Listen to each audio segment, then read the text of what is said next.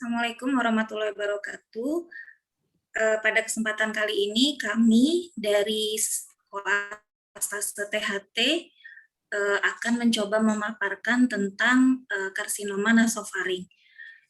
Untuk personilnya, nama saya Ninuk Permatasari. Saya akan menjelaskan tentang patomekanisme nasofaring dan juga apa yang terjadi di ruang nasofaring. Selanjutnya, saya Farah Nabila Siswanto akan menjelaskan mengenai gejala dan tanda dari CA karsinoma nasofaring. Selanjutnya, saya Tri Marzela akan menjelaskan tentang perluasan dari karsinoma nasofaring. Selanjutnya, saya Gama Hermawan akan menjelaskan mengenai penyebaran atau metastasis dari karsinoma nasofaring. Baik, sudah diperkenalkan anggota kelompok kami. Selanjutnya saya akan menjelaskan untuk pembahasan yang pertama, yaitu patogenesis dari karsinoma nasofaring.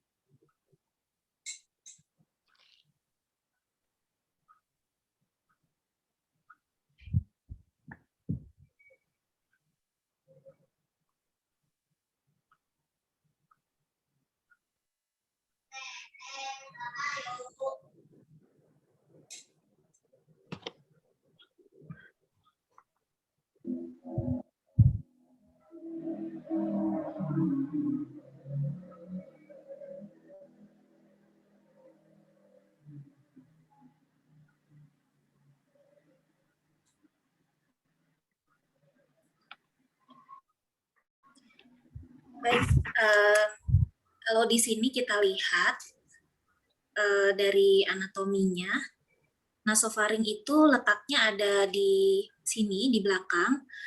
Nah, jadi karsinoma nasofaring itu sendiri, ini merupakan tumor yang berasal dari permukaan epitelium nasofaring. Jadi di sini nasofaringnya, di sini ada epitelium. Nah, di situ tempat munculnya tumor nasofaring atau kanker atau karsinoma nasofaring. Kemudian, nah ini sebenarnya permukaan epitelium nasofaring ini merupakan celah sempit di belakang rongga hidung. Nah, di belakang rongga hidung atau yang disebut dengan fossa Rosenmuller. Nah, selanjutnya saya akan coba membahas satu persatu. Nah, sebenarnya untuk mendiagnosis CA nasofaring ini pada stadium yang sangat awal, tentu saja untuk beberapa orang ini sangat sulit karena memang CA nasofaring ini memberikan gejala yang tidak spesifik. Nah, ini gejalanya juga merupakan hampir sama dengan gejala-gejala penyakit kronis yang lain, terutama penyakit kronis yang terdapat di kepala dan leher. Nah, kemudian kalau kita berbicara tentang gejala klinis, kita harus tahu terlebih dahulu bagaimana perjalanan natural dari kanker nasofaring itu sendiri, karena dia kanker atau karsinoma yang berbeda dengan karsinoma squamous sel karsinoma dari kepala dan leher yang lainnya. Nah, kita lihat di sini kanker nasofaring itu biasanya bermula dari fossa Rosenmuller. Nah, ini kita bisa lihat. Nah, ini dari fossa Rosenmuller. Nah, fossa Rosenmuller itu tadi sudah saya sebutkan, itu merupakan celah sempit ya di belakang rongga hidung. Nah, sedangkan kalau kita proyeksikan pada daerah sini, nah ini, fossa Rosenmuller itu letaknya di bagian medial dari lamina medial di sini.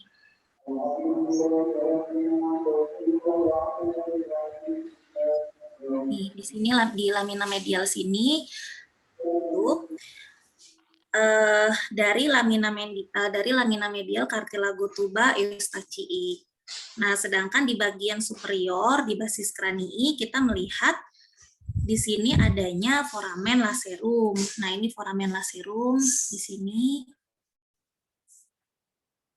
Nah, ini merupakan foramen yang natural atau yang alami, itu yang ada di situ, sehingga memudahkan sebuah tumor, dalam hal ini seanasofaring, untuk naik ke basis kranii.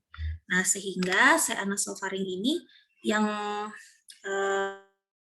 stadium 1 itu bisa saja berubah menjadi stadium 4 dalam waktu yang cukup singkat. Jadi sehingga stadium 1 tadi bisa berubah menjadi stadium 4 tadi tanpa melalui stadium 2 maupun 3. Nah, demikian juga dengan rendahnya kadar interseluler gate atau jembatan, maksudnya interseluler bright atau jembatan antar seluler, ini menyebabkan sel-sel di seanasofaring itu sangat mudah melepaskan diri dari sel induknya. Nah, sehingga sangat cepat akan menyebar ke kelenjar getah bening leher dalam waktu yang cukup lama. Maksudnya dalam waktu yang cukup awal, sehingga apabila kita mendapatkan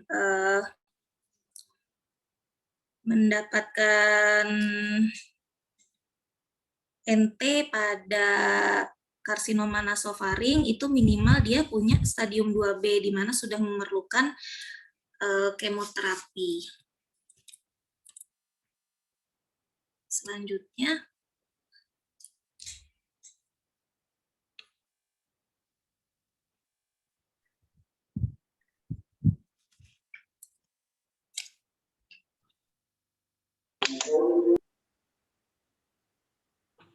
Selanjutnya, saya akan menjelaskan mengenai gejala dan tanda yang bisa ditemukan pada karsinoma nasofaring.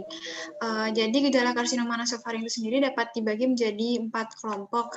Yang pertama ada gejala nasofaring itu sendiri, kemudian gejala di telinga, gejala mata dan saraf, dan metastasisnya atau gejala di leher.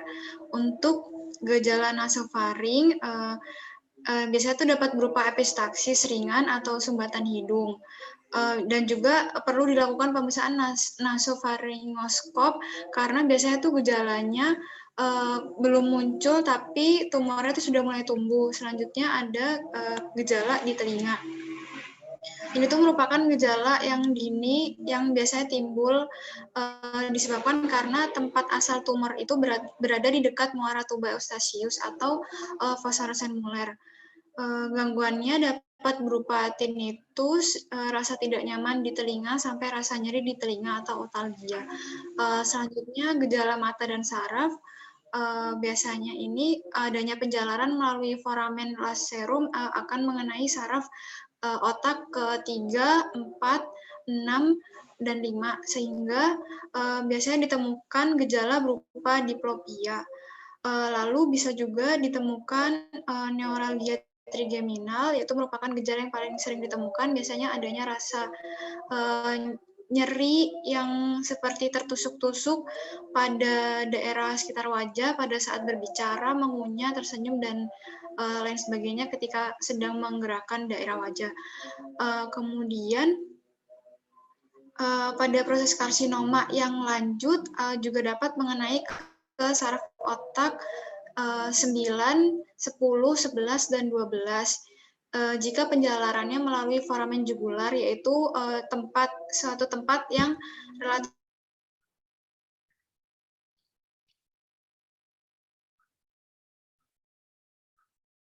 jauh dari nasofaring. Mengenai seluruh saraf otak dapat disebut sindrom unilateral. Dapat pula disertai dengan adanya destruksi tulang tengkorak. Apabila sudah terjadi hal tersebut, biasanya prognosisnya menjadi buruk. Selanjutnya, metastasis ke kelenjar leher, biasanya ditemukan adanya benjolan di leher yang mendorong pasien datang ke rumah sakit.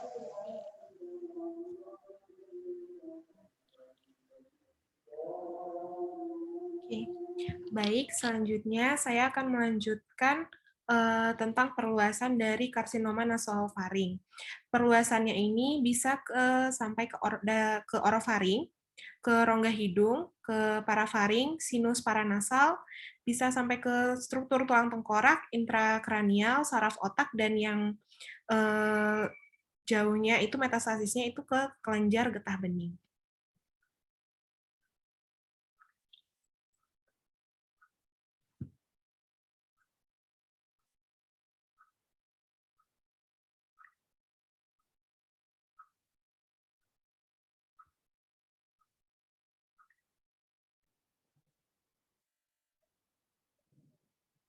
Nah, ya selanjutnya saya akan menjelaskan mengenai penyebaran atau metastasis dari karsinoma nasofaring.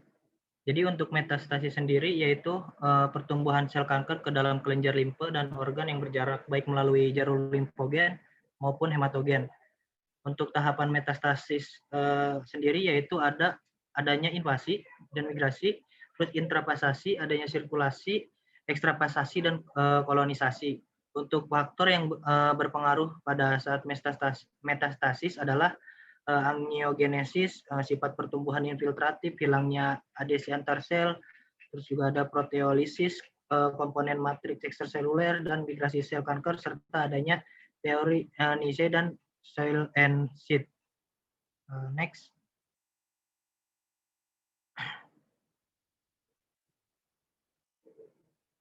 Ya, untuk jalur penyebarannya bisa terjadi secara limfogen dan hematogen. Jadi untuk limfogen ini yaitu suatu keadaan baru atau dapat disebut metastasis jika sel tumor dalam organ tujuan atau organ tempat menyangkutnya dapat membentuk sel kanker baru. Nah, jadi pada umumnya sel kanker ini melalui saluran limfe dari kanker perifer dibawa ke stasiun kelenjar limfe yang pertama, yang seringkali kelenjar limfe ini berfungsi sebagai filter. Nah, fungsi filter ini kadang tidak seefektif yang kita harapkan, sebab sel kanker dapat melampaui kelenjar limfe yang pertama tersebut. Nah, dari kelenjar ini bukan hanya dapat terjadi penyebaran limfogen, melainkan juga dapat terjadi penyebaran secara hematogen. Nah, untuk penyebaran secara hematogennya itu bisa terjadi kalau misalkan sel kankernya ini sampai ke dalam atau menembus pembuluh darah. Pembuluh darah yang terpenetrasi akan menentukan di mana terjadinya metastasis. Di dalam daerah kapiler sel kanker yang bersirkulasi berhenti secara emboli kanker. Terus selanjutnya sel kanker yang di dalam sirkulasi ini tidak selalu memberikan tanda atau terjadinya metastasis. Jadi berdasarkan pengamatan yang telah dilakukan, sebagian besar dari sel kanker yang berada di dalam darah ini biasanya terlisi sendiri, akan tetapi hal ini tidak berarti dalam tindakan diagnostik dan terapeutik yang tidak harus berusaha mencegah penyebaran sel kanker tersebut. Untuk individu yang mempunyai kemampuan untuk memusnahkan sel kanker dalam sirkulasi, tetapi dari beberapa sel kanker yang masih poten ini akan mencapai ke jaringan kapiler dan prekapiler. Terus kemudian sel kanker yang melekat pada endotel dan dikelilingi oleh suatu jaringan fibrin, trombosit, dan leukosit sebelum menembus saluran darah dalam lingkungannya yang baru agar tetap hidup dan dapat berkembang sangat bergantung kepada vaskularisasi daerah yang didatangi dan kemampuannya untuk memproduksi dari faktor angiogenesis itu sendiri. Nah, untuk tahapan metastasis ini biasanya berlangsung melalui 5 tahap. Next. Nah, biasanya berlangsung melalui 5 tahap, yaitu invasi dan migrasi sel kanker yang melepaskan diri dari kanker primer dan menginvasi jaringan sehat yang ada di sekitarnya. Terus pada proses ini akan terjadi sekresi berbagai enzim litik yang menghancurkan matriks seluler. Dengan demikian akan memfasilitasi untuk terjadinya migrasi. Terus untuk intrafasasi adalah masuknya sel kanker ke dalam sirkulasi darah dan limfe. Untuk sel kanker yang melekat pada sel endotel melalui molekul adesi dengan mensekresikan enzim proteolitik yang menyebabkan sel kanker dapat menginfiltrasi pembuluh darah. Sel kanker yang beredar dalam sirkulasi ini dan harus menghadapi berbagai kondisi yang ada di dalam darah. untuk konsentrasi oksigen yang tinggi dan limfosit sitotoxic immune surveillance. Pada kondisi ini terjadi seleksi sel kanker yang resisten dan agresif. Terus sel kanker yang terperangkap di dalam kapiler organ tertentu, sehingga ekstravasasi akan meninggalkan pembuluh darah dan dengan cara penetrasi endotel setelah mengeluarkan enzim proteolitik. Sel kanker membentuk kanker sekunder di tempat baru dengan berproliferase dan menginduksi neoangiogenesis untuk memastikan vaskularisasi yang cukup. Untuk sebagian besar tumor yang mengalami ekstravasasi tetap tidak dapat membentuk kolonisasi secara efektif sehingga tetap dorman, dan salah satu sebabnya adalah ketidakmampuan untuk menginduksi angiotensin di tempat baru. Untuk faktor yang berpengaruh pada proses metastasis ini, yang pertama ada angiogenesis. Jadi angiogenesis sendiri itu adalah proses pembentukan pembuluh darah baru dari sel endotel yang dilepaskan dari pembuluh darah yang telah ada sebelumnya. Pada proses ini, sel endotel akan berimigrasi dan berproliferasi untuk membentuk struktur yang menyerupai tali atau bisa disebut core-like struktur yang akan menjadi pembuluh darah baru. Stimulasi angiogenesis ini terjadi apabila faktor pertumbuhan misalnya vascular endothelial growth factor dan fibroblast growth factor berikatan atau berkaitan dengan reseptornya. Selain itu, banyak faktor juga yang mempengaruhi pada mekanisme angiogenesis. Salah satu diantaranya adalah faktor yang diinduksi oleh hipoksia atau hipoksia inducible factor, yang merupakan aktivator angiogenik yang merangsang ekspresi gen yang memberi respon terhadap hipoksia. Misalnya gen yang menjadi enzim glikolitik seperti aldolase A, enlase, dan LDHA. Ke dalam kelompok ini juga termasuk VEGF yang merupakan faktor pertumbuhan endotel yang mendukung pembentukan pembuluh. Terus selanjutnya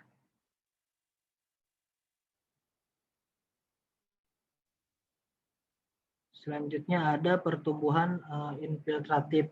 Jadi sel kanker yang tumbuh infiltratif mempunyai kemampuan menembus batas kompartemen dari jaringan tempat asal tumbuhnya. Pada kanker epitelial atau karsinoma, atau yang seperti terjadi pada karsinoma nasofaring, kanker ini dapat menembus membran basalis epitel untuk beberapa epitel. Terus untuk beberapa sel normal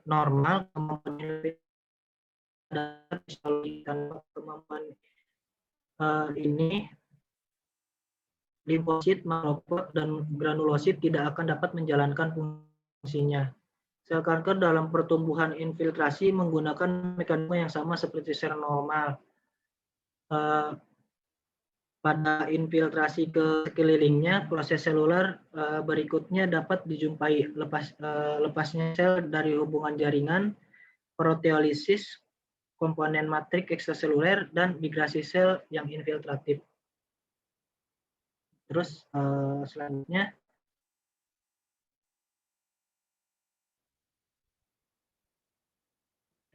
untuk lepas dari hubungan jaringan ini, yang terjadi itu sel epitel dalam jaringan normal berhubungan erat satu sama lain pada umumnya.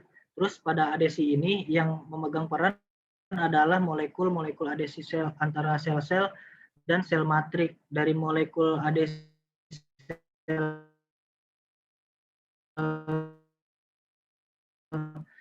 sementara ini telah dikenal superfamili imunoglobulin dan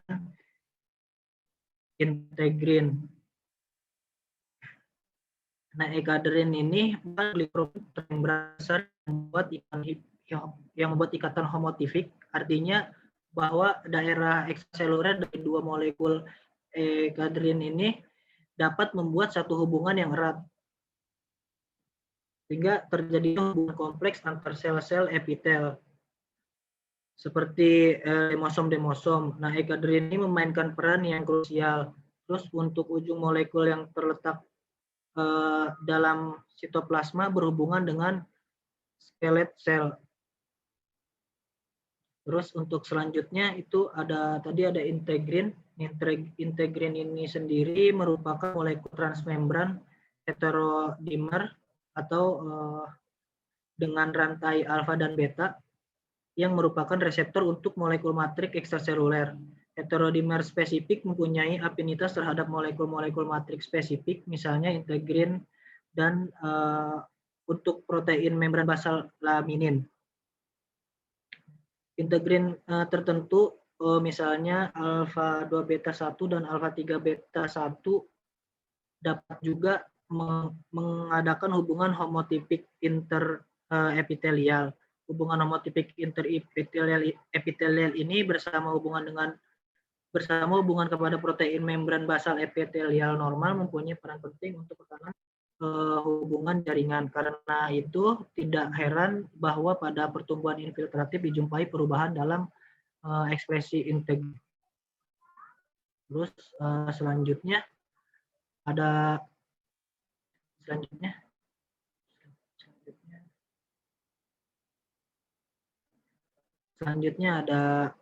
proteolisis komponen-komponen matriks ekstraseluler atau ECM. Untuk pembongkaran matrik ekstraseluler pada pembuluh infiltratif, berbagai sistem enzim ikut berperan, diantaranya protease non-spesifik seperti tripsin dan katepsin, terus ada protease spesifik seperti gelatinase, matrik metaloproteinase atau MMP, dan aktivator plasminogen. Untuk gelatinase sendiri yaitu protease yang dapat memecah kolagen spesifik. Untuk plasminogen atau PA, untuk perannya ini terutama urokinase pada pertumbuhan infiltratif sangat penting. Untuk sel kanker yang mempunyai reseptor untuk urokinase plasminogen ini pada permukaan selnya, sehingga UPA dikonsentrasikan dan diaktifkan. Fungsi PA sendiri mengubah plasminogen menjadi plasmin yang berperan pada perjalanan darah dan juga pada aktivasi proenzim dengan melepaskan suatu peptida. Terus selanjutnya ada migrasi. Jadi sel tumor yang tumbuh invasi pada model in vitro sifatnya lebih aktif daripada sel kanker non-invasif. Pada kenaikan motilitas, ini ikut berperan pula aktivasi kerangka sel. Pada migrasi melalui ECM tadi, sel kanker menggunakan integrin pada permukaan selnya untuk sementara melekat pada komponen-komponen ECM. Misalnya kolagen interstisial, terus juga didapatkan berbagai faktor di dalam sel kanker yang meningkatkan migrasi, diantaranya yaitu disebut autocrine motility factor. Sel kanker menjadi infiltratif apabila mempunyai kemampuan untuk menembus ke dalam saluran limfe dan saluran darah. Ini merupakan permulaan dari pembentukan metastasis.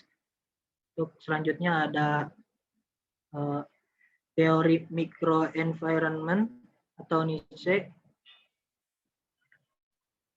yaitu ada pengaruh selektif dari lingkungan mikro untuk berhasilnya suatu proses metastasis. Jadi setiap jaringan mempunyai struktur fisik dan anatomi fungsional yang tetap lengkap dengan kompartemen, suplai vaskuler, dan lingkungan ekstraseluler. Sel punca yang berbeda di dalam tubuh manusia hampir seluruhnya berada pada status dorman. Sel tersebut berada di dalam lingkungan mikro yang disebut NICE tadi. Jadi NICE ini dia mengandung kapiler, sel endotel, vaskuler, parasit, protein fibrosus dari matrik intraseluler. Ada juga sel stroma, sel imun, dan sel saraf. Untuk stimulus yang berasal dari sel punca dari dalam dan luar NICE bersama-sama mengatur keseimbangan regulasi proses cell renewal dan differentiation.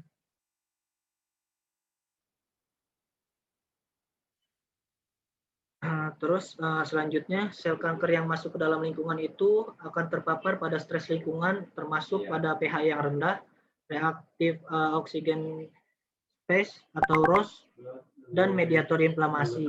Stres tersebut akan menyebabkan terjadinya sel-sel kanker yang memiliki kemampuan tetap tumbuh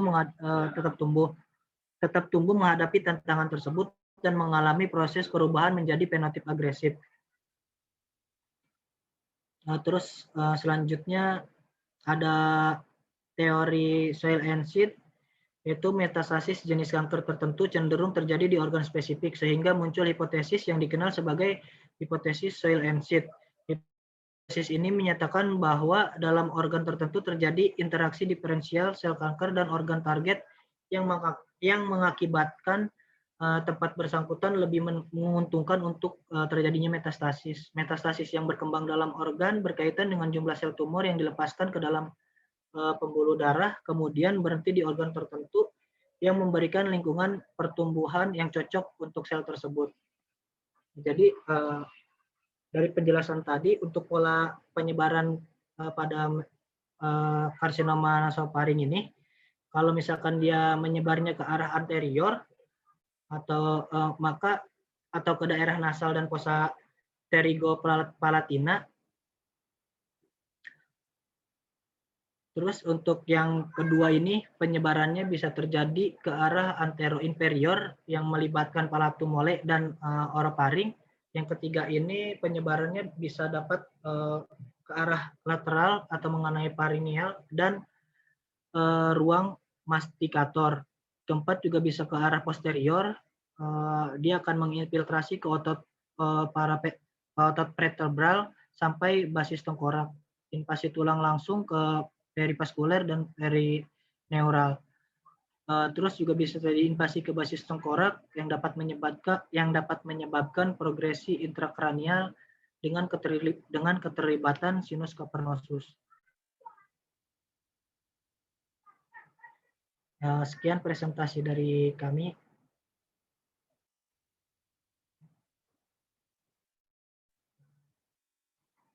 Assalamualaikum warahmatullahi wabarakatuh.